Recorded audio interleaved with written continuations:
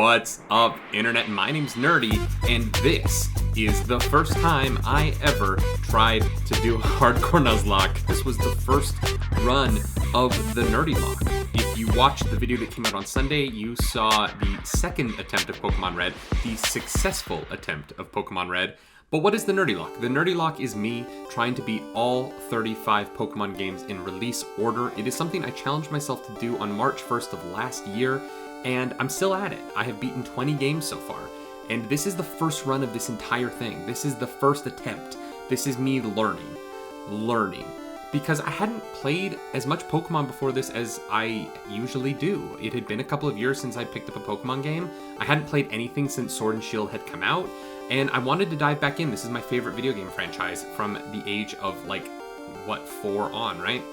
And so I dove in with this challenge, with this hardcore Nuzlocke challenge, thinking that I've played so much Pokemon. I've played over 20 years of Pokemon. I know what I'm doing.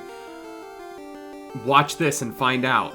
Also, please ignore how bald I am in this video. It was filmed a while ago. Starting with the basic Nuzlocke rules. You can only catch your first encounter in each named area. Each Pokemon caught must be named, and if a Pokemon faints, it is dead.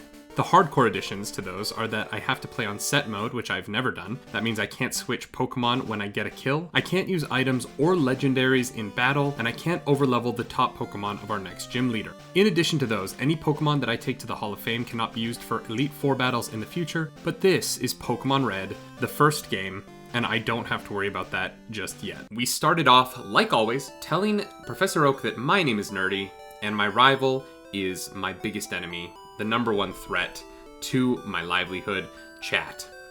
And off we went. It's Pokemon Red, so we picked Charmander and named it Torch. Let me know what you think this name scheme is in the comments down below. We kicked chat's ass and started our adventure. Our first encounter of the entire run, of the entire Nerdylocke, was a Pidgey, who we forgot to name, so per the rules, I released it.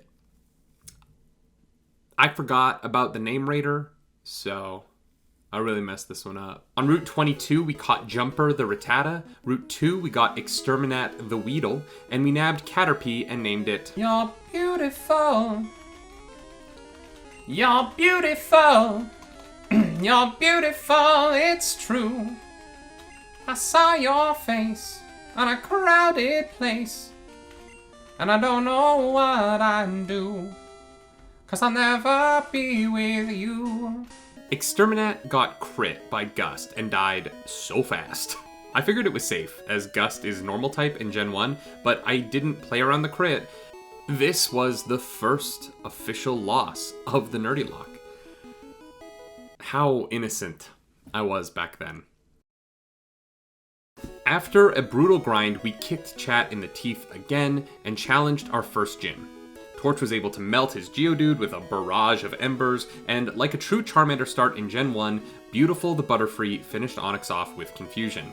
On the way to Mount Moon, I bought fish and chips, thinking it would be a good idea to get Magikarp as an encounter early. I caught eyes with this lady, and she taught me all about sleep in Gen 1. It's brutal. You don't attack the turn that you wake up, and she never missed a sing. Torch got her close, but was taken to death range. Jumper died to a pound crit. Beautiful got her even closer, but this never-ending sing almost ended her. With no other option, I sacked my brand new fish and chips so that Torch could end the fight. This was brutal and optional, to be skipped in the future. Caught Quarry the Geodude in Mount Moon, and then made a mistake I wasn't aware of at the time. I caught a Spearow here on Route 4, not knowing the Magikarp I bought had also been purchased on Route 4, and not like Route 3, like I thought. This is where the line is in this route, for some reason. For Johto? No! That was so dumb, I knew it had quick attack. My bad. I absolutely curb-stomped chat, caught Clover the Oddish on Route 24, and missed an Abra on Route 25. We were at Misty, and despite these losses, I actually felt pretty good about how the run was going.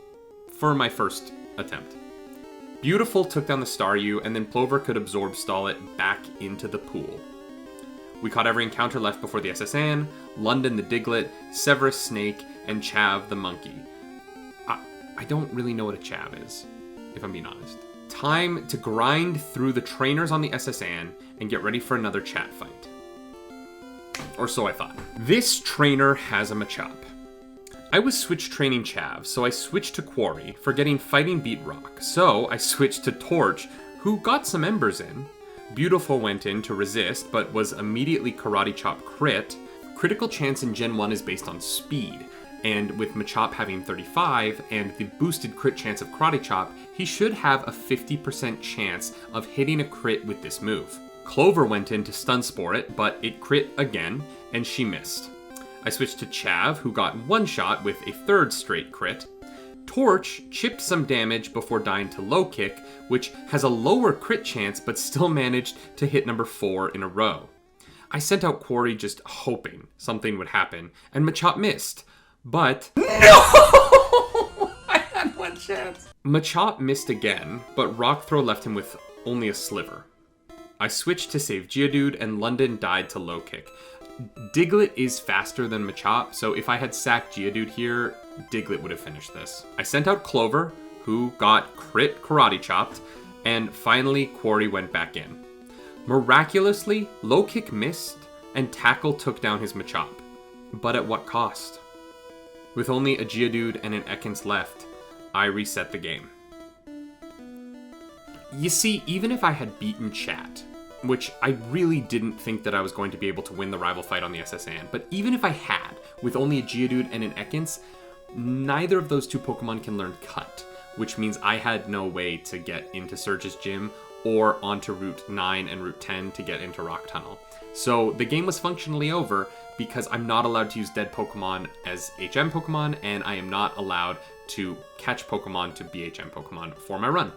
So, yeah. And that's a big if. A big if I had beaten my rival. And I don't think I would have been able to beat his Wartortle. But it's okay, because as you saw on Sunday, or as you can go watch now because that video is live on the channel, I did beat Red in my next attempt, thanks to a Beedrill. Weedle was our first loss in the run, and Beedrill saved our second. That serendipitous. Serendipitous? Yeah. That's a word, right? Anyway, if you like this video, you like what I'm doing with the Nerdylocke, maybe subscribe to the channel, maybe stick around and see what's going on here. As always, you can follow this run live over at twitch.tv/nerdynightly or come back every Sunday for the next successful game. This Sunday will be Pokemon Green, although before Pokemon Green comes out on Sunday, I will have another video up for you that is breaking down a broken ROM of Pokemon Green that we tried to play before we actually beat it. That's going to be a lot of fun, and I hope that you check that out. Click the subscribe button. We're almost to 100 subscribers, and when we get to 100 subscribers, I can take my my custom URL, which helps me out a lot. And if you don't like this video, that's fine. Hit the dislike button. You know that you can't see the dislikes, but you must know that I can. And every dislike hurts me personally. So if you want to hurt me personally, please shoot your shot down below. As always, y'all, my name's Nerdy. Do something nerdy tonight.